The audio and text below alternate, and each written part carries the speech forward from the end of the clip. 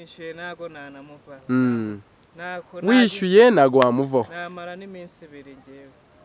ubwo ufite experience mu kintu bita kurongora muri make muri ngewe ndagabanya cyangwa nkongeza aha bitewe nuko umukobwa bishaka cyangwa uko bishaka uko mbishatse kuri mubi cyane mu kurongora kwawe uragabanya cyangwa ukongera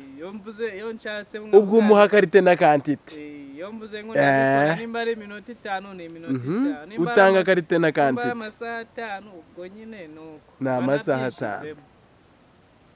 ubwo niyo gahunda uba wafashe cyane rwose none si ureba ibintu urya ushobora kuba urya cyane bituma urongora cyane kurusha abandi nibihe ikintu ndya gituma mbasha kurongora cyane igitoki kirimo ubunyobwa wariye n'akabenzi cyane rwose bituma urongora cyane kurusha abandi